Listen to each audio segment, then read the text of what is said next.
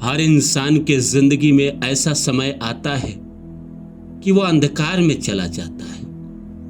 उसके जिंदगी में कोई किरण नहीं दिखाई दे रहा होता है।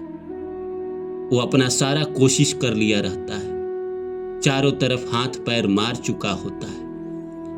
अंत में वो प्रभु के शरण में जाता है और कहता है कि प्रभु, मैं बहुत दुखी हूं, मुझे कोई रास्ता नहीं दिख रहा है, मेरा भाग्य मेरा साथ नहीं दे रहा है, मैं क्या करूं, मुझे कुछ क्यों दिखाई नहीं दे रहा है। दुनिया में तो सबके अच्छे चल रहे हैं, मेरे ही बुरे क्यों चल रहे हैं।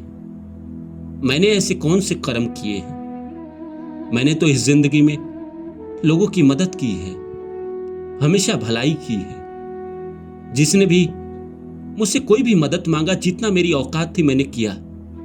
हमेशा अपने से अच्छे कर्म किए, अच्छे कर्म करने की कोशिश की। कभी भी व्यभिचार नहीं किया, कभी भी रिश्वत नहीं लिया, कभी किसी का हक नहीं मारा। फिर मेरे जिंदगी में इतना दुख क्यों है, फिर मैं इतना अंधकार में क्यों हूं। क्या है ऐसा। भगवान, मुझे रास्ता दीजिए। इंसान भगवान के पास जाता है। पर सच बात यही है कि इंसान के जिंदगी में जो हो रहा होता है वो उसके अपने ही कर्म है, जो किसी जन्म में जाने अनजाने में उसी से हुआ था।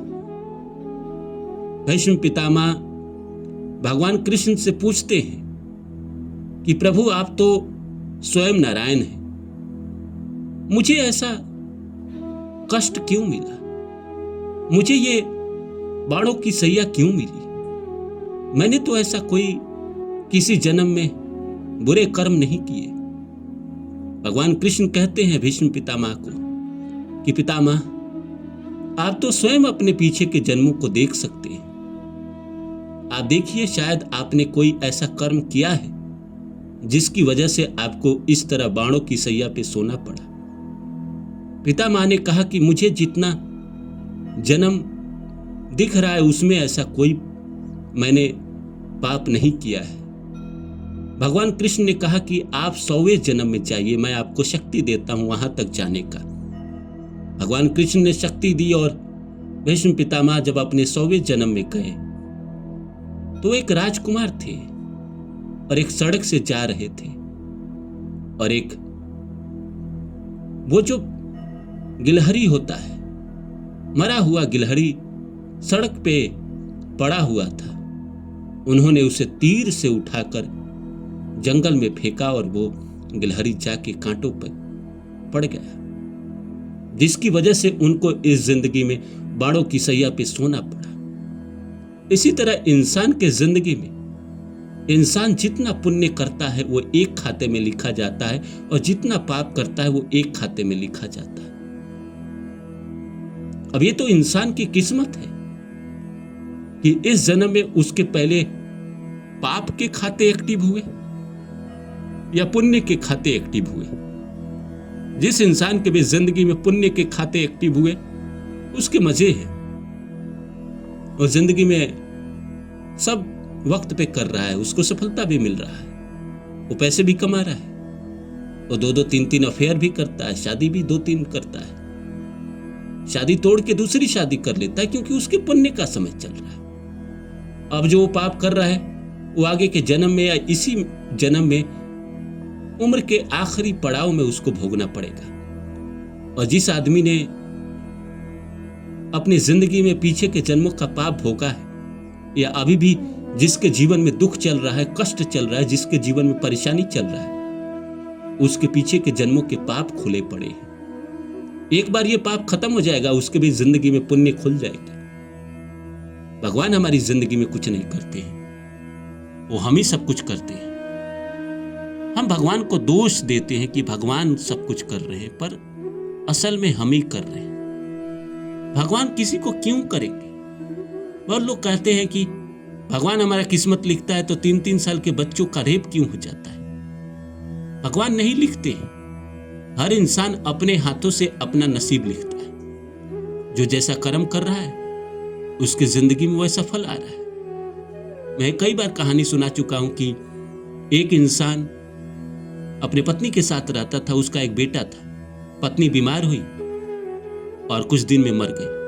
उसने दूसरी शादी की तो कुछ दिन दोनों अच्छे से रहे। दूसरी जो पत्नी थी वो पहले बच्चे को बहुत अच्छे से मानती थी, प्यार करती थी। कुछ दिन के बाद इसका एक छोटा भाई पैदा हुआ और वक्त बीता और माता पिता इस दुनिया से चले गए। जब जा रहे थे तो अपने बड़े बेटे को बुलाकर कहा कि जिस तरह इसकी माँ ने तुम्हें सौतेला होने के बावजूद भी प्यार किया है, उसी तरह हम दोनों के जाने के बाद तुम अपने सौतेले भाई को प्यार करना। माता पिता चले गए। सौतेले भाई का शादी हुआ। जो बड़ा था, पहला माँ का बच्चा था, उसका शादी हुआ। शादी होने के बाद उसकी पत्नी आई। पत्नी को ये खटकने लगा। छोटा भाई इसका सौतेला जो था वो अपने पति को चढ़ाने लगी कि वो क्या करता है, आपका संपत्ति भी ले लेगा, दिन भर खेलता है, कूदता है, कुछ तो करता नहीं है। एक दिन पत्नी के मन में खुरपाती आई। उसने अपने पति को कहा कि इसको मार दो। पति ने मना किया, लेकिन कितना मना करता। पत्नी ने कहा तो एक दिन एक वैद्य को बुलाया गया और उसकी पत्नी और वो और वैद्य तीनों मिलकर उसको ऐसा दवा दिए जिससे वो धीरे धीरे करके मर गया। वक्त बीता, इनको एक बच्चा हुआ। दोनों जो पति पत्नी थे, जो इनका बड़ा भाई था, जो मर गया, उसका बड़ा जो पहली माँ का बेटा था, उसकी पत्नी को पहला बच्चा हुआ। बच्चा बीमार रहने लगा। वक्त और बढ़ा, बच्चा और बीमार रहने लगा। हॉस्पिटल इधर उधर घूमते रह गए, कोई इलाज नहीं मिला। फिर लोगों को लगा कि शादी कर देते हैं, शादी होने के बाद शायद ये ठीक हो जाए। शादी हो गई। शादी के बाद भी ठीक नहीं हुआ। वक्त बीतता रहा। वो एक दिन ऐसा समय आया कि डॉक्टर ने कहा कि अब इसका आखिरी समय है। माँ बाप उसके सामने जाकर रोने लगे। बच्चे ने कहा कि क्यों रोते हो, मैं तो तुम्हारा वही छोटा भाई हूँ जिसको तुम लोगों ने जहर दे के मार दिया था। मैंने अपना जो भी मेरे संपत्ति का हिस्सा था, मैंने इस जिंदगी में हॉस्पिटल में खर्चा करा लिया और मैं जा रहा हूँ।